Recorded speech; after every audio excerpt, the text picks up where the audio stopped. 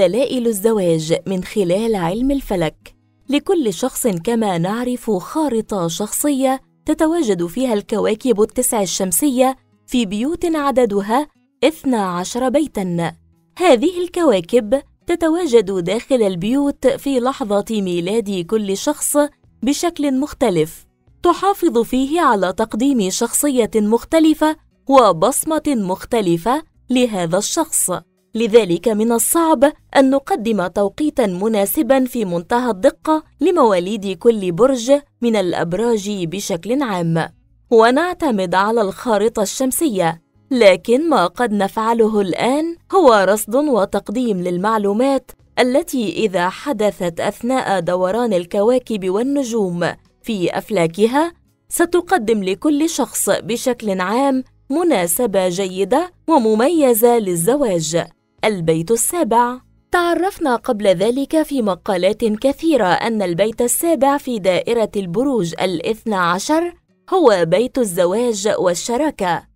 لذلك يهتم المنجمون كثيراً بهذا البيت وما يقع فيه لتحليل مسألة زواج الشخص وفرص اقترانه ومميزاتها وعيوبها.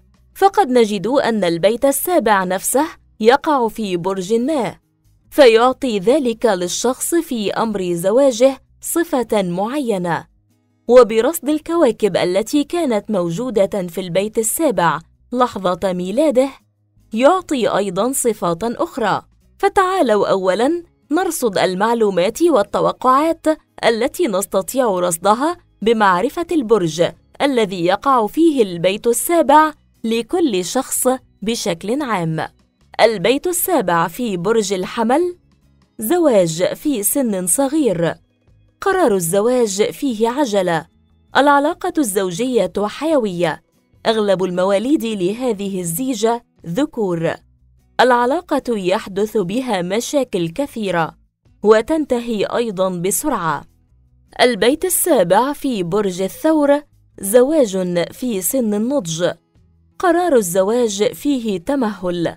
العلاقة الزوجية ثابتة ومستقرة. أغلب المواليد لهذه الزيجة ذكور. المشاكل قليلة ولكنها قد تكون مؤثرة.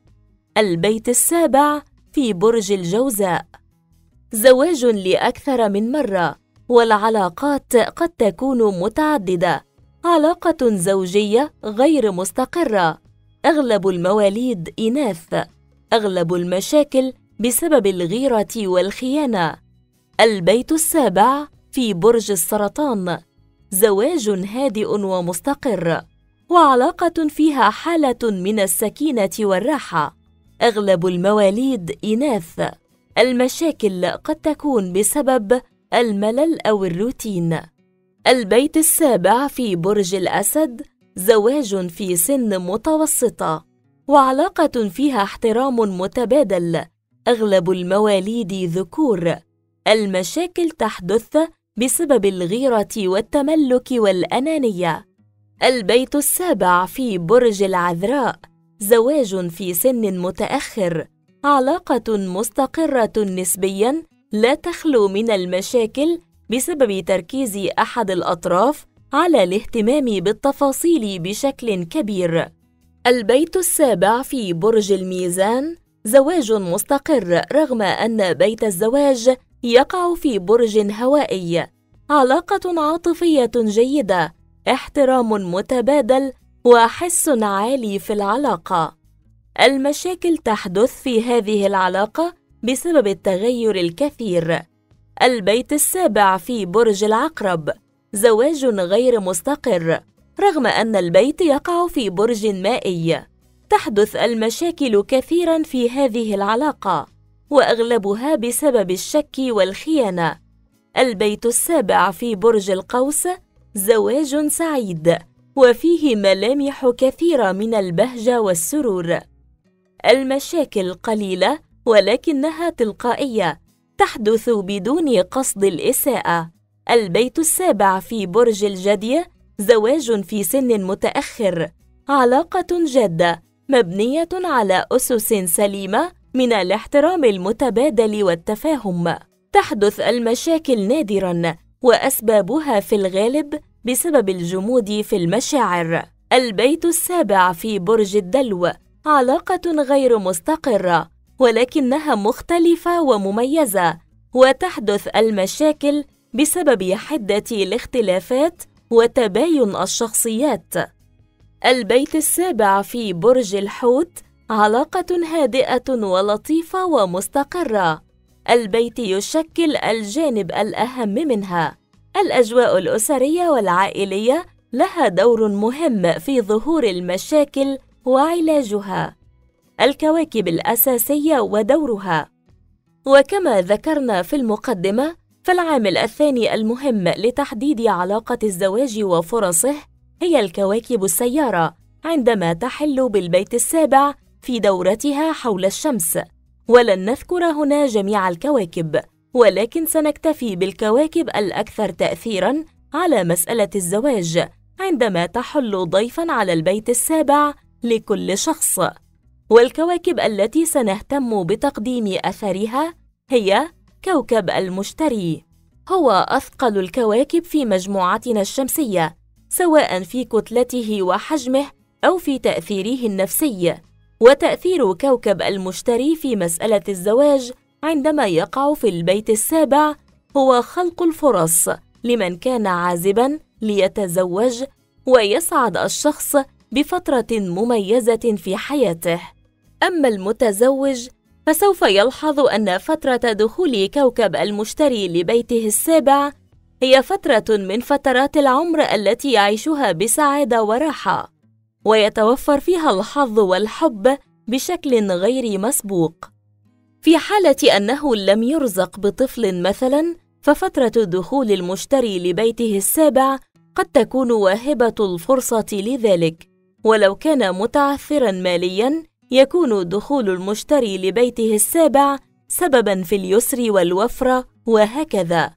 كوكب الزهرة هو ثاني أقرب الكواكب شبهاً بحجم كوكب الأرض بعد كوكب المريخ، وتأثيره لطيف عندما يدخل للبيت السابع في دائرة البيوت. فكوكب الزهرة هو كوكب الرومانسية والحب والرقة والموسيقى والجمال. سيضفي بكل هذه الفضائل على العلاقة الزوجية، ويحرك عاطفة العزاب للارتباط وفتح شهيتهم النفسية للزواج. كوكب الزهرة في تأثيره أخف كثيراً من تأثير كوكب المشتري، ولكن أثره ملحوظ ويمتد لفترة قصيرة، ولكنها تتكرر مرة كل عام، بعكس كوكب المشتري الذي يستمر تأثيره قرابة عام، ولكنها تتكرر كل 12 سنة. كوكب زحل هو من أهم الكواكب التي تناقض تأثير كوكب المشتري، ومثلما يسمى المشتري بالسعد الأكبر، فكوكب زحل يسمى النحس الأكبر.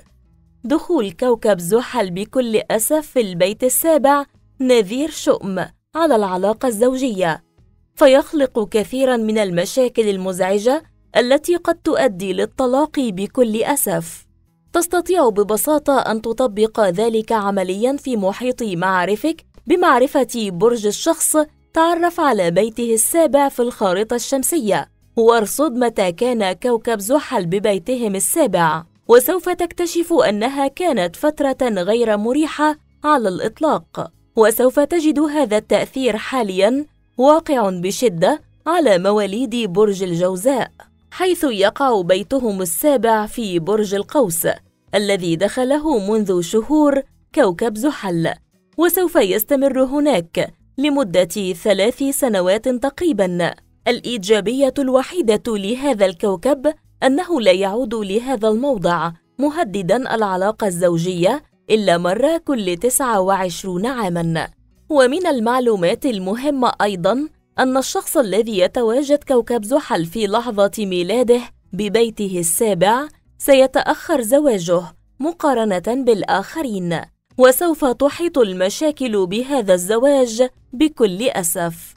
كوكب المريخ من الكواكب النحسة الضعيفة نسبياً إذا ما قارناه بتأثير كوكب زحل، تأثير كوكب المريخ يظهر في الخلافات الحادة السريعة التي تشتعل كالنار فجأة، ولكنها لا تستمر طويلاً، ومن الممكن تفاديها أو وأدها بالحكمة في التصرف. دخول كوكب المريخ للبيت السابع يتكرر مرة كل عامين تقريباً، ويستمر داخل البيت قرابة شهر ونصف إلى شهرين ميلاديين. ومن المعلومات المهمة أن وجود كوكب المريخ داخل البيت السابع في لحظة ميلاد شخص تعني أنه سيتعجل في قرار زواجه، مما سيخلق له المشاكل بكثرة، ويكون حاد الطباع في علاقته الزوجية. الشمس تأثيرها إيجابي منشط متعادل. تدخل الشمس البيت السابع لكل شخص ولكل مواليد برج من الأبراج مرة كل سنة، تنشط بها العلاقة الزوجية القائمة وتعززها وتقويها وتحسن من حالتها، وقد تدفع بالعلاقة للتقدم وإنجاب أطفال. وفي حالة إن كان الشخص عازباً فقد تقدم له هذه الوضعية فرصة معقولة للارتباط والزواج.